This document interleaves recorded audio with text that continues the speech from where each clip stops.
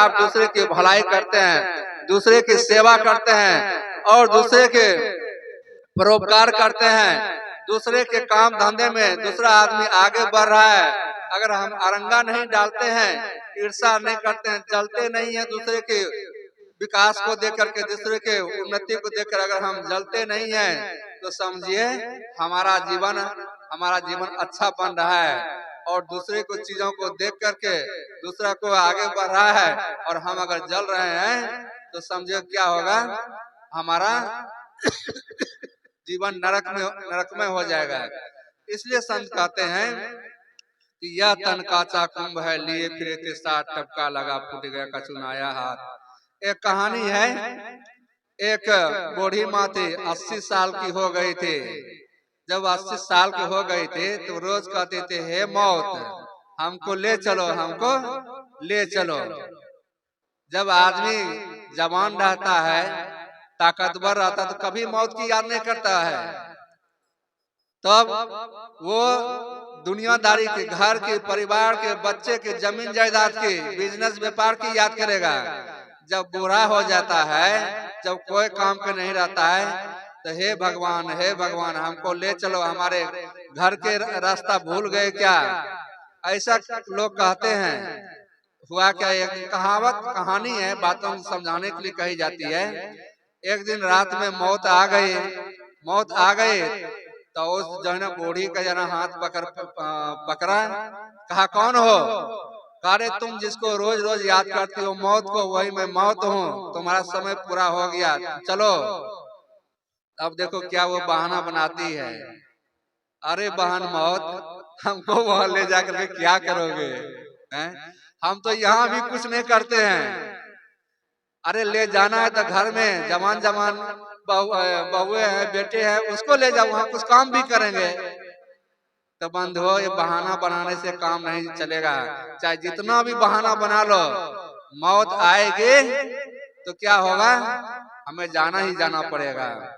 हमारे पर नोटिस आ रही है, नोटिस आ रही है कि नहीं, जैसे कोर्ट से नोटिस आता है कि नहीं, इसी प्रकार नोटिस आ रही है। पहला नोटिस क्या है, हमारे बाल सफेद हो रहे हैं, किसके, बगुला के समान, बगुला देखा है ना, सफेद होता है, बगुले के समान हमारे बाल सफेद हो रहे हैं, और आंख धीरे धीरे कमजोर होगी, नजर धीरे धीरे, एक भजन गाते हैं ना, चली जा रही है उम्र धीरे धीरे, चली जा रही है उम्र धीरे धीरे। लोग क्या कहते हैं, आदमी तो बड़ा हो रहा है, उम्र ज्यादा हो रहा है। बंधुआ, हमारे उम्र ज्यादा नहीं हो रही है, हमारे उम्र घट रही है।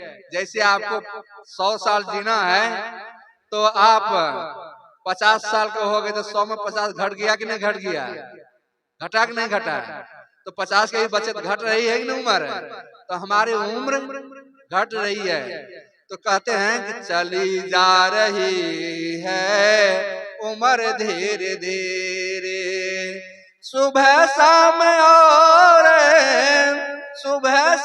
और दोपहर धीरे धीरे, चली जा रही है उम्र धीरे धीरे, चली जा रही है उम्र धीरे धीरे। लड़कपन भी बीता, जवानी भी बीती, लड़कपन भी बीता, जवानी भी बीती, बुढ़ापे का होगा असर धीरे धीरे, चली जा रही है उम्र धीरे धीरे, चली जा रही है उम्र धीरे धीरे। शिथिल अंग सारे होंगे तुम्हारे, शिथिल अंग सारे होंगे तुम्हारे, कमजोर होगी नजर धीरे धीरे, चली जा रही उम्र धीरे धीरे चली जा रही है, उम्र धीरे धीरे। तेरे हाथ पाँव में बल ना रहेगी, तेरे हाथ पाँव में बल ना रहेगा, झुकेगी तुम्हारी कमर धीरे धीरे चली जा रही है, उम्र धीरे धीरे चली जा रही है, उम्र धीरे धीरे। झुकेगी तुम्हारी कमर धीरे धीरे। एक बूढ़ा आदमी था, 80-90 साल के हो गया था, लंबा था, अमिताभ बच्चन की तरह रहा था। तो वो झुक गई तो उसकी कमर, तो वो नीचे झुकते हुए जा रहा था, नीचे नीचे देख रहा था। तो एक उधर से नौजवान निकला, उसने कहा, ए बाबा, ये धनुष कितने में खरीदे हो? कमर धनुष की तरह झुक गई थी। कहा कि बेटा, यह धनुष है बिना पैसे के मिलता है, अगर तुम भी जीवित रहोगे तो तुमको भी यह धनुष जो है मिल जाएगा बुढ़ापा में। तो बंधुओं, सबकी कमर झुकती है, सब बूढ़ा होता है। इसलिए नोटिस पर नोटिस आ रही, हमारे बाल पक गए और आंख से कम दिखाई देने पड़ रही है और दांत भी धीरे धीरे तीर्थ करने के लिए दांत भी धीरे धीरे टूटने लगते हैं।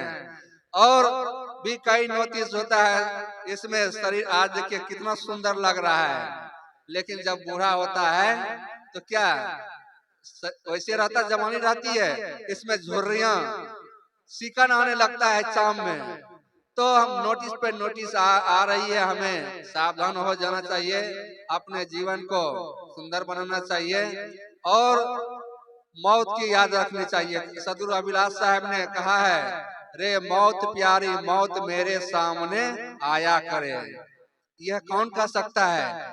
जो सत्संग सुनता है, जो जिसको ज्ञान हो गया है, वही यह बात कह सकता है। नहीं तो आदमी मौत का नाम सुनते ही घबराने लगता है। शादी विवाह की बात करो, राग रंग की बात करो तो लोग कहेंगे हाँ बहुत अच्छी बात है, और मौत की बात करो, किसी की शादी हो रही है और कह दो राम नाम सत्य है, तो आपकी कपार फोड़ देंगे।